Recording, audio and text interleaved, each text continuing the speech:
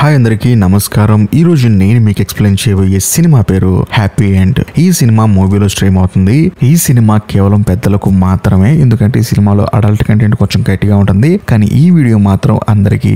ఇంకా డైరెక్ట్ గా కథలోకి వెళ్లే ముందు మీరు కనుక మన ఛానల్ కి ఫస్ట్ టైం వస్తే దయచేసి సబ్స్క్రైబ్ చేసి బెల్ ఐకాన్ ప్రెస్ చేయండి. ఎందుకంటే మన ఛానల్లో వచ్చే ఇలాంటి అద్భుతమైన కొరియన్ క్రైమ్ థ్రిల్లర్ సినిమాలు మీరు అసలు మిస్ అవ్వకూడదు. కాబట్టి ఇంకా డైరెక్ట్ గా కథలోకి వెళ్తే ఈ సినిమా ఓపెనింగ్ మన కథలో హీరోని చూపిస్తారు. హీరోకి పెళ్ళై ఒక బాబు కూడా పుడతాడు. అంతేకాకుండా హీరో భార్యకి ఏమో ఉద్యోగం ఉంటుంది, కానీ హీరోకి ఏ ఉద్యోగం ఉండదు.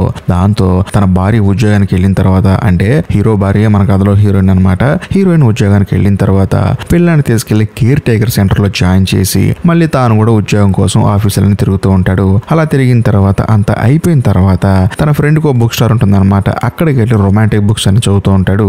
ఆ తర్వాత పిల్లాన్ని తీసుకుని మళ్ళీ తిరిగి ఇంటికి వస్తాడు. ఇది మన కథలో హీరో రోజు దినచర్య అనమాట. ఇంటికి వచ్చిన తర్వాత హీరో వాళ్ళ పిల్లాడు మాత్రం భయంకరంగా ఏడుస్తూ ఉంటాడు, అది కూడా ఆకలేసి. దాంతో హీరో ఏమనుకుంటాడంటే సర్లే పాలిద్దాం అని చెప్పేసి పాలు పౌడర్ తీసుకొని కలుపుదాం చూస్తే అందులో చీమలు ఉంటాయి అనమాట. ఇది కాదు గానీ వేరే పాలు పౌడర్ ఇద్దాం అని చెప్పేసి వేరే డబ్బా తీసుకుని పిల్లాడికి పాలు పౌడర్ కలిపిచ్చేసి తాగిపిచ్చి ప్రశాంతంగా పడుకోబెడతాడు. కట్ చేస్తే ఇప్పుడు మన కథలో హీరోయిన్ ని చూపిస్తారు. అంటే హీరో వాళ్ళ భార్య. హీరోయిన్ ఏంటంటే ఉద్యోగం అయిపోయిన తర్వాత డైరెక్ట్ గా ఇంటికి వస్తుంది. కాకపోతే వచ్చేది తన ఇంటికి కాదు, తన బాయ్ ఫ్రెండ్ ఇంటికి. బేసికల్ గా హీరోయిన్ కి కాలేజీలో ఒక బాయ్ ఫ్రెండ్ ఉన్నాడు.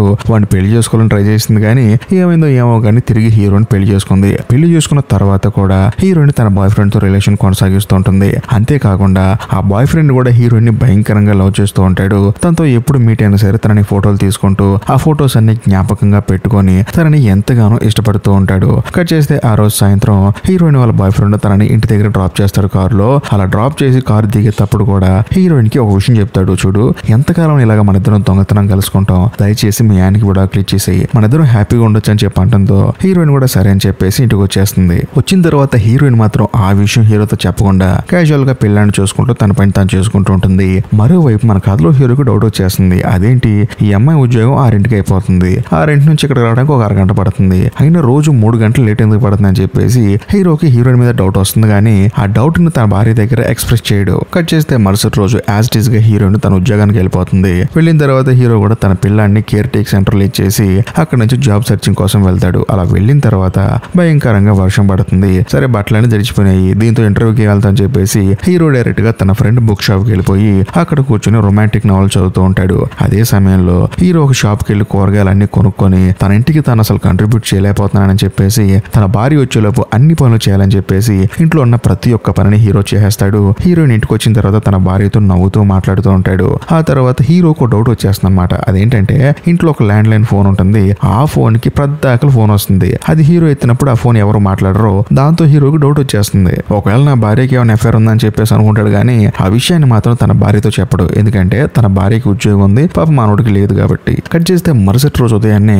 హీరో ఏం చేస్తాడంటే తన భార్య కారుని క్లీన్ చేద్దాం అని చెప్పేసి పార్కింగ్ వెళ్తాడు. వెళ్ళిన తర్వాత కారు క్లీన్ చేస్తున్నప్పుడు అందులో ఒక స్లిప్ కనిపిస్తుంది. అది కూడా టోల్ గేట్ కి డబ్బులు కడితో స్లిప్ వస్తుంది కదా, ఆ స్లిప్ కనిపిస్తుంది. దాంతో హీరో ఆశ్చర్యపోతాడు. అదేంటి నా భార్య ఉద్యోగానికి వెళ్లే దారిలో టోల్ గేట్ లేదు కదా, అయినా టోల్ గేట్ డబ్బులు ఎందుకు కట్టింది, అసలు ఎక్కడికి వెళ్ళింది నా భార్య అని చెప్పేసి ఒక బుక్ తీసుకొని మీటర్ రీడింగ్ నోట్ చేసుకుంటారు అనమాట. అంటే ఎన్ని కిలోమీటర్లు తిరిగింది, నెక్స్ట్ తన ఆఫీస్కి వెళ్ళి వస్తే ఎన్ని కిలోమీటర్లు అవుతుందని చెప్పేసి ప్రాపర్ గా తనకే తెలియకుండా ఆ మీటర్ రీడింగ్ నోట్ చేసుకుంటూ ఉంటాడు. కట్ చేస్తే మరుసటి రోజు మన కథలో హీరోయిన్ ఆఫీస్కి వెళ్తుంది. వెళ్ళిన తర్వాత పని చేసుకుంటున్నప్పుడు సడన్ గా అక్కడికి తన బాయ్ ఫ్రెండ్ వస్తాడు. వచ్చిన తర్వాత సరే అని చెప్పేసి ఇద్దరు కూర్చొని మాట్లాడుకుంటూ ఉంటారు. కరెక్ట్ గా అదే సమయంలో ఆ ఆఫీస్ లో పనిచేసి ఒక అమ్మాయి వచ్చేసి మేడం మీ భర్త వచ్చారండి పైకి వస్తున్నారని చెప్పంటంతో హీరోయిన్ కి మైండ్ బ్లాక్ అయిపోతుంది. వెంటనే తన బాయ్ ఫ్రెండ్ కి ఏం చెప్తుందంటే ఇప్పుడు నా భర్త వస్తాడు కదా, నేను నా కొలీగ్ అని చెప్తాను, నువ్వు కూడా అలాగే బిహేవ్ చేయని చెప్పంటంతో మనోడు కూడా సరే అంటాడు. కరెక్ట్ గా అదే సమయానికి హీరో లోపలికి ఎంట్రీ ఇస్తాడు. వెంటనే హీరోకి హాయ్ చెప్పి చూడు ఇతనే నా కొలీగ్, నాతో పాటు కలిసి పని చేసుకున్నాడు అని చెప్పంటంతో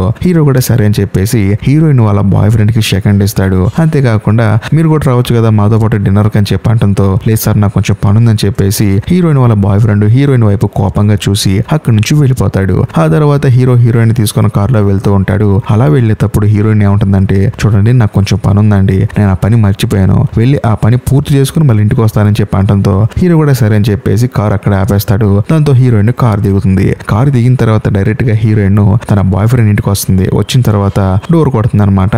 దాంతో మనోడు కూడా తలుపు తీస్తాడు. తీసి ఏంటి నా మీద కోపడ్డావు అని చెప్పంటంతో హీరోయిన్ వాళ్ళ బాయ్ ఫ్రెండ్ ఏమంటాడంటే మరి కోపడక నీ భర్త పద్దాకలు రావటం, అతనికి భయపడి మన ఇద్దరం పారిపోవటం, ఏంటి అసలు నాకు నచ్చట్లేదు ఇది, కాబట్టి నీ భర్తకు విడాకులు ఇచ్చేసి మన ఇద్దరం పెళ్లి చేసుకుందాం చెప్పి అంటంతో హీరోయిన్ కూడా చిన్నగా స్మైల్ ఇస్తుంది. దాంతో మనోడు కూడా సైలెంట్ అయిపోతాడు. మరోవైపు మన కథలో హీరో ఏంటంటే ఇంటికి వెళ్ళేటప్పుడు తన పిల్లాడికి బొమ్మ కొనికి వెళ్దాం అని చెప్పేసి ఒక షాప్ కి వెళ్తాడు. వెళ్ళి చూస్తే కారు తాళాలకి ఒక కీ ఎక్స్ట్రా ఉంటుంది అనమాట. కారు తాళాలు ప్లస్ తన ఇంటి తాళాలు కలిపి ఇంకో కీ ఎక్స్ట్రా ఉంటుంది.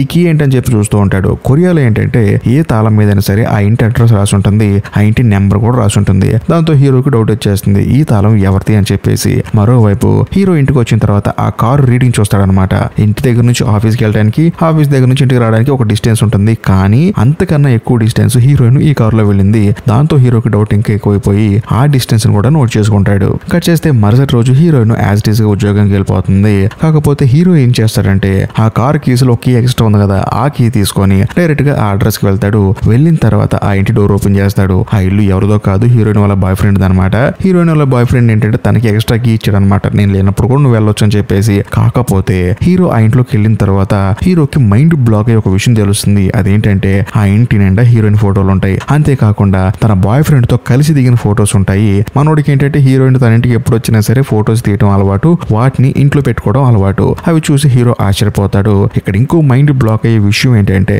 ఇప్పుడు హీరోయిన్ కి పుట్టిన పిల్లగాడు కూడా హీరోకి పుట్టినవాడు కాదు, తన బాయ్ ఫ్రెండ్ కి తనకి పుట్టినవాడు. ఆ విషయం తెలుసుకున్న తర్వాత హీరోకి మైండ్ బ్లాక్ అయిపోతుంది. ఏం చేయాలో తెలియక, ఎవరికి చెప్పుకుని బాధపడాలో తెలియక అలాగే ఆ ఇంటికి తాళం వేసి తిరిగి తన ఇంటికి వచ్చేస్తాడు. వచ్చిన తర్వాత తన పిల్లాడి చేపట్టుకుని బాధపడుతూ ఉంటాడు. ఎందుకంటే తన పిల్లాడిని చూసే పర్స్పెక్టివ్ కూడా మారిపోతుంది. ఎందుకంటే ఇన్ని రోజులు తన కొడుకు అనుకున్నవాడు సడన్ గా ఇప్పుడు వేరే వాడికి పుట్టిన కొడుకు అని తెలియలోనే హీరో దానికి ఎలా రియాక్ట్ అవ్వాలో తెలియక పిల్లాన్ని అలాగే చూస్తూ ఉండిపోతాడు. కట్ చేస్తే ఆ రోజు సాయంత్రం హీరోయిన్ ఇంటికి వస్తుంది. బేసికల్ గా హీరోయిన్ ఎప్పుడు వచ్చినా సరే హీరో తనతో మాట్లాడుతూ ఉంటాడు, కానీ ఈసారి మాత్రం సైలెంట్ గా అలా టీవీ చూస్తూ ఉండిపోతాడు. హీరోయిన్ కూడా వచ్చిన తర్వాత హీరోని పలకరిస్తుంది. ఏమైందండి డల్ గా ఉన్నారని చెప్పినా సరే హీరో మాత్రం రెస్పాండ్ అవడు. ఆ తర్వాత హీరోయిన్ కూడా సరే అని చెప్పేసి తన పనులు చేసుకుని ప్రశాంతంగా పడుకుంటుంది. కట్ చేస్తే మరుసటి రోజు మన కథలో హీరోయిన్ యాజ్ ఇట్ ఈస్ గా డ్యూటీకి వెళ్తుంది, కానీ ఆ డ్యూటీకి లీవ్ పెట్టి డైరెక్ట్ గా తన బాయ్ ఫ్రెండ్ దగ్గరికి వెళ్తుంది. వెళ్ళిన తర్వాత వాళ్ళిద్దరు కలిసి చట్టా పట్టాలు వేసుకుని ఊరంతా తిరిగేస్తూ ఉంటారు అనమాట.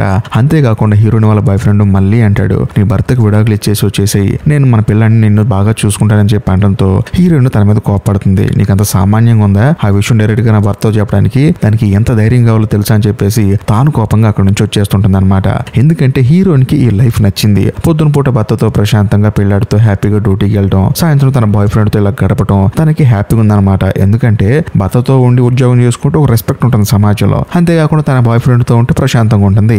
అలాగే హీరోయిన్ తన జీవితాన్ని ప్రాపర్ గా ప్లాన్ చేసుకుంటుంది. పాపం వీడికి ఈ విషయం తెలియదు. కట్ చేస్తే మరోవైపు మన కథలో హీరో ఏమో తన ఫ్రెండ్ షాప్ కి వెళ్ళి ఎప్పుడు లవ్ స్టోరీస్ చదువుతూ ఉంటాడు, కానీ ఈసారి మాత్రం క్రైమ్ థ్రిల్లర్ స్టోరీస్ చదువుతూ ఉంటాడు. దాంతో తన ఫ్రెండ్ కి ఆశ్చర్యం వేస్తుంది. కట్ చేస్తే ఆ రోజు సాయంత్రం హీరో ఇంటికి వచ్చేస్తాడు, హీరోయిన్ కూడా ఇంటికి వచ్చేస్తుంది. వచ్చిన తర్వాత ఇద్దరు కలిసి భోజనం చేస్తున్నప్పుడు సడన్ గా ఫోన్ మళ్ళీ రింగ్ అవుతుంది. హీరో వెళ్ళి ఫోన్ లిఫ్ట్ చేస్తే హీరోయిన్ వాళ్ళ బాయ్ ఫ్రెండ్ మాట్లాడు యాజ్ ఇట్ ఈస్ గా జరుగుతుంది. కానీ హీరోకి ఈ విషయం అర్థమైపోయి సరే తన బాయ్ ఫ్రెండ్ తో తను మాట్లాడుకుంటుందని చెప్పేసి సరే అమ్మా బయట కొన్ని సామాన్లు కొనుక్కొస్తానని చెప్పేసి ఒక లిస్ట్ తీసుకుని హీరో బయటికి వెళ్తాడు. వెళ్ళిన తర్వాత కరెక్ట్ గా మళ్ళీ హీరోయిన్ వాళ్ళ బాయ్ ఫ్రెండ్ ఫోన్ చేస్తాడు. దాంతో హీరోయిన్ వెళ్ళి ఫోన్ లిఫ్ట్ చేసి నీకు ఎన్నిసార్లు చెప్పాను ఇంటికి ఫోన్ చేద్దని చెప్పేసి హీరోయిన్ ని తిడుతుంది. కానీ హీరోయిన్ వాళ్ళ బాయ్ ఫ్రెండ్ ఏమంటాడంటే నువ్వు ఏం చేస్తావో నాకు తెలియదు, నువ్వు నీ భర్తకి నీ విషయం చెప్తావా లేకపోతే నన్నే వచ్చి చెప్పమంటావా, ఏ విషయం చెప్పు, ఎందుకంటే ఇప్పుడు నేను మీ ఇంటి బయటే ఉన్నాను, ఎదురు ఉన్న కాఫీ షాప్ దగ్గర ఉన్నాను, నువ్వు అర్జెంట్ గా 20 minutes అక్కడికి వచ్చాయని చెప్పి అంటంతో హీరోయిన్ ఏమంటుందంటే ఇప్పుడే నా భర్త బయటికి వెళ్ళాడు, నా పిల్లాన్ని నేను చూసుకోవాలని చెప్పి అంటంతో నువ్వు ఏం చేస్తావో నాకు తెలియదు,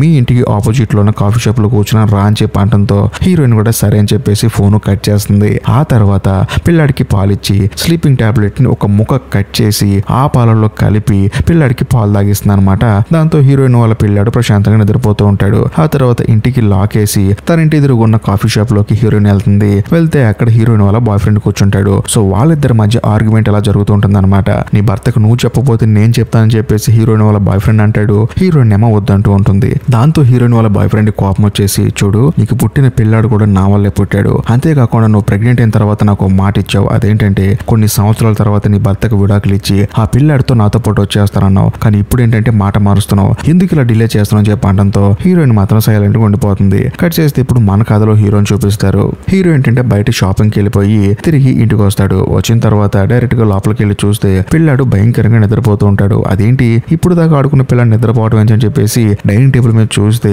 పాల డబ్బా ఉంటుంది, అందులో కొన్ని చీమలు ఉంటాయి. బేసికల్ గా హీరో ఏంటి మిల్క్ పౌడర్ కి చీమలు పట్టినని చెప్పేసి దాన్ని వాడకుండా పక్కన పెట్టేశాడు. కాకపోతే హీరోయిన్ తెలియక ఇది ఇచ్చిందని చెప్పేసి పిల్లాడు పిల్లాడికి ఏదో అయిందని చెప్పేసి పరిగెత్తుకుంటూ పిల్లాడిని తీసుకుని హాస్పిటల్కి వెళ్తాడు. వెళ్ళిన తర్వాత వాళ్ళన్నీ టెస్ట్ చేసి, లేదండి మీ పిల్లాడు పాలు తాగడం వల్ల కాదు ఇలా అయింది, మీ పిల్లాడి బాడీలో కొంచెం మత్తు పదార్థాలు ఉన్నాయి, అంటే కావాలని మత్తిచ్చి పడుకోబెట్టారు, మీరు టెన్షన్ పడాల్సిన అవసరం లేదు, పిల్లాడు పొద్దునే లేస్తాడని చెప్పి అంటంతో హీరో అప్పుడు ఊరు పిలుచుకుంటాడు. హీరో ఏంటంటే బాధపడుకుంటూ ఇంటికి తిరిగి వస్తూ ఉంటాడు అనమాట. పిల్లాడికి మత్తిచ్చి పడుకోబెట్టి అక్కడికి వెళ్ళిందని చెప్పేసి. దాంతో హీరో లిఫ్ట్ దిగి బయటకు వచ్చేటప్పుడు కరెక్ట్ గా హీరోయిన్ తన బాయ్ ఫ్రెండ్ ని హక్ చేసుకుని ఉంటుంది. అది చూసిన తర్వాత హీరోకి ఇంకా బాధ అనిపిస్తుంది. ఎందుకంటే ఇన్ని రోజులు కొంచెం డౌట్ ఉండేది అది అవునో కాదు అని చెప్పేసి, కానీ ఇప్పుడు మాత్రం హీరో కన్ఫర్మ్ చేసుకుంటాడు తన భార్యకి వేరే వాడితో లింక్ ఉందని చెప్పేసి. ఆ తర్వాత వాడు వస్తుంటే వాడికి దూరంగా పక్కకి వెళ్ళిపోయి వాడికి కిందకి వెళ్ళిపోయిన తర్వాత హీరో ఇంటికి వచ్చేస్తాడు. ఆ తర్వాత ఈ విషయాలన్నీ ఏమో మాట్లాడకుండా సైలెంట్ గా ఉంటాడు. కట్ చేస్తే మరుసటి రోజు మన కథలో హీరో ఏం చేస్తాడంటే బేసికల్ గా తను ఉన్న ఊర్లను ఉద్యోగాలు వెతుక్కుంటూ ప్రతి ఒక్క ఆఫీస్ తిరుగుతూ ఉంటాడు.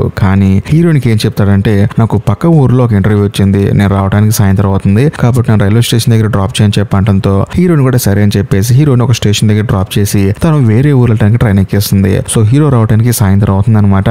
దాంతో హీరోయిన్ కూడా హీరోయిన్ ట్రైన్ ఎక్కించేసి ఇంటికి వెళ్ళిపోతుంది. కానీ హీరో ఏం చేస్తాడంటే ఆ నెక్స్ట్ స్టేషన్ లో ట్రైన్ దిగేసి తన దగ్గర ఒక కీ ఉంది కదా హీరోయిన్ వాళ్ళ బాయ్ ఫ్రెండ్ రూమ్ కి, ఆ కీ తీసుకుని వాడు రూమ్ కి వెళ్తాడు. వెళ్తే వాడు రూమ్ లో ఉన్నాడు. దాంతో మనోడు ఏం చేస్తాడంటే హీరోయిన్ వాళ్ళ బాయ్ ఫ్రెండ్ వెంట్రుకలు ఎక్కడెక్కడ ఉన్నాయో వాటిని తీసి కలెక్ట్ చేసుకొని ఆ తర్వాత వాడి రూమ్ లో ఒక కత్తి తీసుకొని, అంతేకాకుండా వాడి ఫింగర్ ప్రింట్స్ ఎక్కడెక్కడ ఎక్కువగా ఉన్నాయో ఆ సామాన్లు తీసి ప్యాక్ చేసుకుంటూ ఉంటాడు.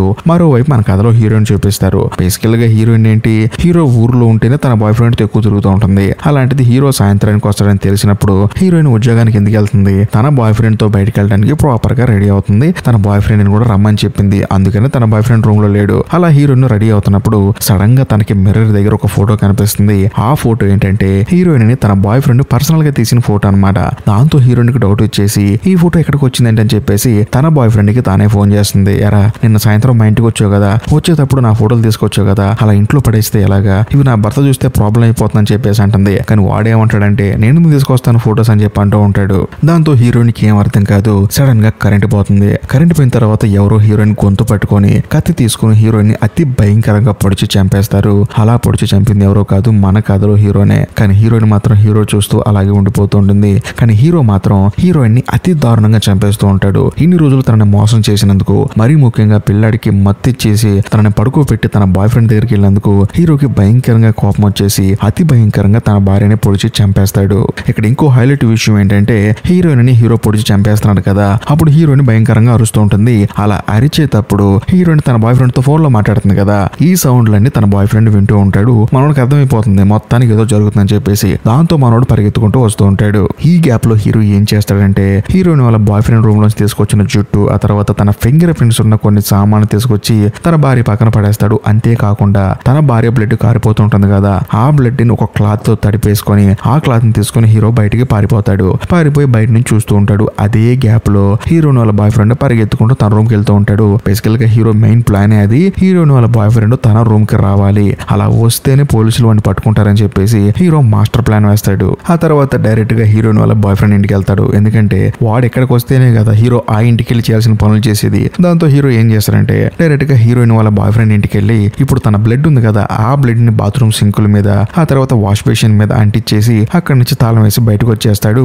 అంతేకాకుండా ఇప్పుడు హీరోయిన్ పాయింట్ ఆఫ్ వ్యూ ఏంటి, మనోడు ఏంటి ఉద్యోగం కోసం పక్కూరు వెళ్ళాడు, అందుకని ట్రైన్ ఎక్కి ఆ పక్కూరు వెళ్ళిపోతాడు. మరోవైపు హీరో వాళ్ళ ఇంటి పక్కన ఒక అమ్మాయి ఉంటుంది అనమాట. వీళ్ళిద్దరు ఎప్పుడు బయటకు వెళ్ళినా సరే పిల్లాన్ని ఆ అమ్మాయికి ఇచ్చి వెళ్తారు. ఆ అమ్మాయి ఏంటంటే హీరోయిన్ తన కొడుకుని ఆ అమ్మాయికి ఇచ్చి చాలా సేపు అవుతుంది. ఎందుకంటే హీరోయిన్ ప్రాపర్ గా రెడీ అయిపోయి అంతా సెట్ చేసేసుకొని కేర్ టేకర్ సెంటర్ లో ఇచ్చేసి వెళ్ళిపోదాని ప్లాన్ వేసుకుంది. కాకపోతే ఆ అమ్మాయి ఏంటంటే పక్కింటి అమ్మాయి హీరోయిన్ ఎప్పటికీ రాపోయేసరికి డైరెక్ట్ గా ఆ పిల్లాన్ని తీసుకుని హీరో వాళ్ళ ఇంటికే వచ్చేస్తుంది. వచ్చి చూస్తే అక్కడ హీరోయిన్ చనిపోయి ఉంటుంది. దాంతో తను పెద్దగా అరిసి పోలీసులకి ఇన్ఫార్మ్ చేస్తుంది. దాంతో పోలీసులు కూడా వచ్చేసి ప్రాపర్ గా ఆ ఇంటిని చెక్ చేస్తారు. అలా చెక్ చేసే ప్రాసెస్ లో హీరోయిన్ శవం పక్కన హీరోయిన్ వాళ్ళ బాయ్ ఫ్రెండ్ వెంట్రుకలు దొరుకుతాయి. అంతేకాకుండా ఫింగర్ ప్రింట్స్ కూడా దొరుకుతాయి. ఇంకా ముఖ్యంగా తన శరీరం మీద వాడింట్లో ఉన్న కత్తి దొరుకుతుంది. దాంతో పోలీసులకు డౌట్ వచ్చేసి హీరోయిన్ వాళ్ళ బాయ్ ఫ్రెండ్ ని అరెస్ట్ చేస్తారు. వాడిని ఎంక్వైరీ చేస్తే తనతో తనకి రిలేషన్ ఉందన్న సంగతి కూడా మనోడు ఒప్పుకుంటాడు. దాంతో పోలీసులకు పూర్తిగా అర్థమైపోతుంది తన భర్త నుంచి వేరు చేసి ఈ అమ్మాయిని పెళ్లి చేసుకుందని ప్లాన్ వేసాడు. కాకపోతే ఆ అమ్మాయి ఒప్పుకోలేదు. అందుకనే మనోడు ఆ అమ్మాయిని చంపేశాడని చెప్పేసి